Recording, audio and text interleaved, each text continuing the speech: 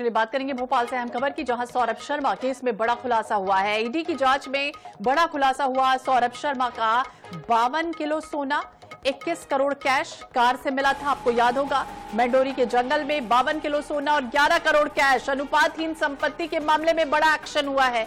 100 करोड़ 36 लाख रुपए की संपत्ति जब्त कर ली गई है। सौरभ, चेतन, शरद की संपत्ति को कुर्क किया गया है। ईडी ने कुर्क की है 100 करोड़ 36 लाख रुपए की संपत्ति। अहम खुलासा हुआ है। सौरभ शर्मा केस आपको याद होगा, कुबेरपति जिसे कहा जा रहा था, मध्य प्रदेश में भोपाल से पूर्व आरक्षक ये रहा है। 12 साल सिर्फ नौकरी की है, लेकिन मैंडोरी के जंगल में जिस तरह से 52 किलो सोना मिला था, करोड़ों कैश मिले थे, इसके बाद लगातार ये खोजबीन की जा रही थी कि आखिरकार ये सोना, ये कैश किसका है। लेकिन अब ईडी की जांच में बड़ा खुलासा हुआ है।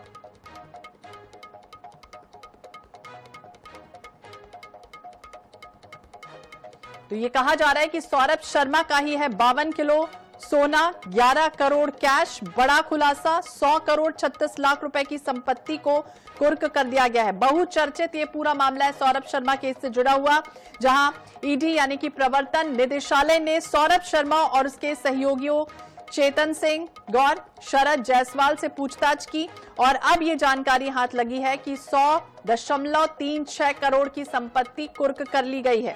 ईडी भोपाल की रिपोर्ट में सोना और कैश दोनों ही सौरभ का बताया गया। ज्यादा जानकारी के लिए बात करेंगे अंजलि सिंह, हमारी सहयोगी हमारे साथ जुड़ गई हैं। अंजलि, देखिए लगातार पतासाजी की जा रही थी कि धन कुबेर, जिस तरह से पहले तो ये कहा, सिर्फ अनुमान लगाया जा रहा था कि हो सकता है ये उसका हो, लेकिन अब ईडी ये बड़ा खुलासा कर रही है कि इसी का ही है ये पैसा।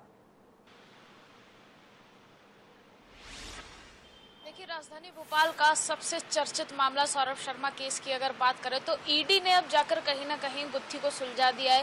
पिछले 3 महीने पहले जो मैंडोरी के गांव में इनोवा मिली थी, जिसमें 52 किलो सोना और 11 करोड़ रुपए की जो नकदी बरामद हुई थी, उसको लेकर जो है लगातार पूछताछ की जा रही थी। इस मामले में जो है सौरभ शर्मा के जो साथी हैं, सहयोगी, जिनको भी आरोपी बनाया गया है, जिसमें शरद जायसवाल हो या फिर चेतन सिंह गौड़ हो, उनसे भी लगातार पूछताछ की जा रही थी, क्योंकि जो इनोवा गाड़ी मिली थी वो चेतन सिंह गौड़ के नाम पे थी। उसके बाद कहीं ना कहीं अब जाकर जो ईडी ने है बड़ा खुलासा कर दिया है, जो सोना और जो नकदी को बरामद किया गया था जंगल से, वो सौरभ शर्मा की ही है, वो किसी और की नहीं है। इसके अलावा ईडी की अगर बात करें तो ईडी ने इससे पहले पिछले ही हफ्ते इस मामले में जो है 90-92 करोड़ की जो है संपत्ति, चल अचल संपत्ति है वो इन तीनों की, वो कुर्क कर ली थी। तो अब जाकर जो है ईडी ने ये मान लिया, ईडी की जो रिपोर्ट सामने आई है उसका कहना ये है कि जो सोना और जो नकदी है वो जो गलत तरीके से जो कमाई गई थी, गलत तरीके के लिए वो उपयोग करने जा रहे थे, जो पकड़ाई गई थी, वो कहीं ना कहीं सौरभ शर्मा की है, वो किसी और की नहीं है।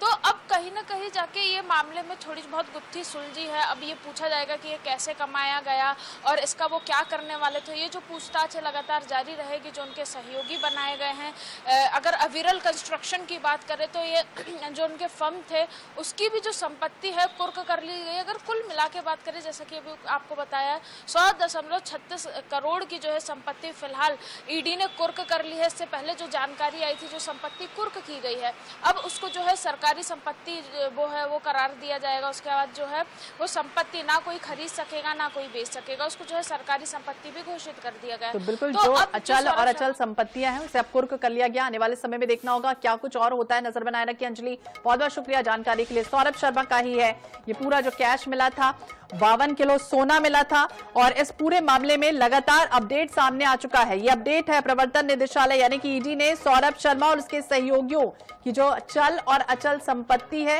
वो लगभग 100 करोड़ से ज्यादा की बताई जा रही है, उसे अब कुर्क कर लिया गया।